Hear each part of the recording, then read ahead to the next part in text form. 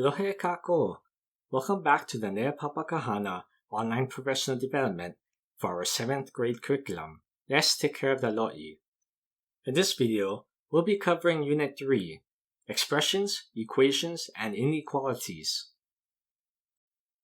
Here are the Common Core standards that will be covered in this unit. Please feel free to pause this video if you would like to read them more thoroughly. If you have a copy of our curriculum, you'll be able to find all of these standards at the very beginning of the unit. The standards in this unit are from the Common Core domain of equations and expressions, as denoted by the letters EE. These standards mainly focus on algebraic manipulations of linear expressions with rational coefficients. This includes adding, subtracting, factoring, and expanding linear expressions. We'll also write equations in different forms because different forms, although mathematically equivalent, can show different properties of the situation at hand and give insight on a problem. With word problems, we'll also look at important quantities that are changing or unknown, and we'll replace these quantities with variables. Then we'll use these variables to write and solve simple equations and inequalities.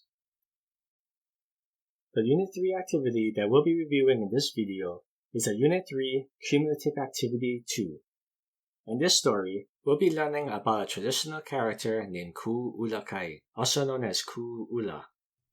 According to Hawaiian legend, Ku'ula would often call fish in from the sea to help those in need, or call fish away from entire coastlines to punish evildoers.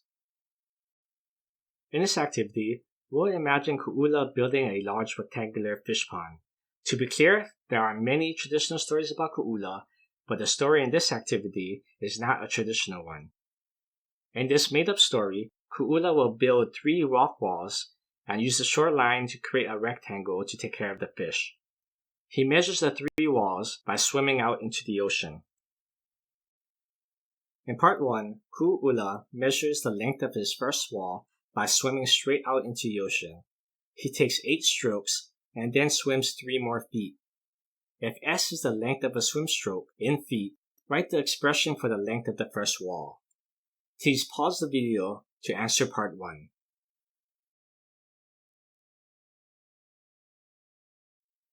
Welcome back.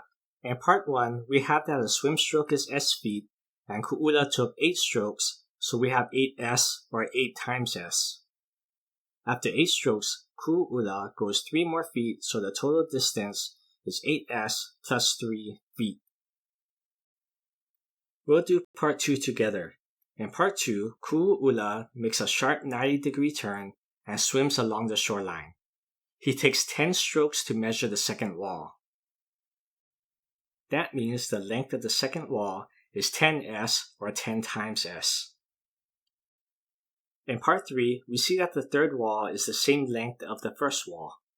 Please pause the video and find the total lengths of all 3 walls in terms of the stroke length S.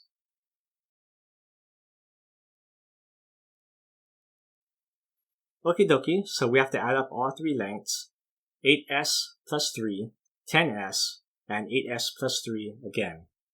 We'll combine the 2 8S plus 3 walls to get 16S plus 6, and then we'll add the 10S to get 26S plus 6.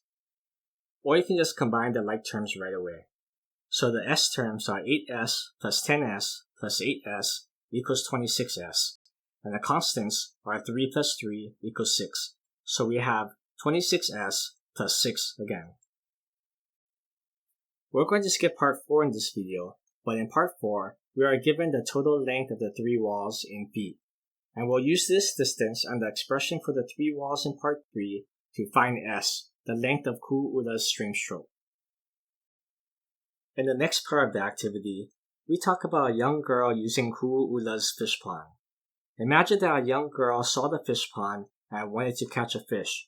She didn't know how to fish, but after many hours of trying, she finally caught a big one. She's hungry and tired, so she carries her fish home. On her way home, she passed by an old man who said that he was really hungry. Without hesitation, the young girl gave away her big fish and went back to the pond, hoping to catch another one before it gets dark.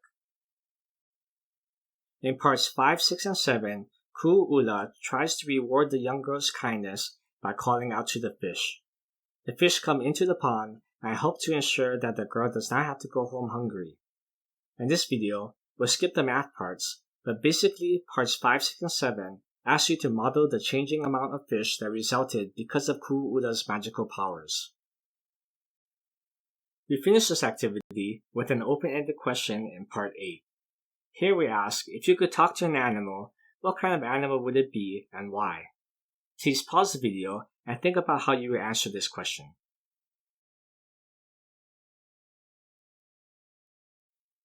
Welcome back. For me, I would like to talk to an octopus. Octopuses have a very unique and highly complex nervous system, and I would like to know what it's like to live as an octopus. As always, we encourage you to modify or implement the activities as you see fit. Simplifying equations by using the distributive property and combining like terms comes to mind as something that students might want to spend more time on. So feel free to modify our story about the construction of Ku'ula's fish pond to provide your students with more practice in this area. Solving inequalities may also be an area of difficulty, especially when negative numbers are involved. So you might also want to modify these questions in the second half of our activity. The students can also use the measuring techniques demonstrated by Ku'ula to survey their campus. Instead of swim strokes, students can walk around campus and use the number of footsteps to find the measurements of buildings and sidewalks. They can then work in groups to design a map. Okie dokie, that's it for Unit 3. We'll see you again for our video for Unit 4. Mahalo nui!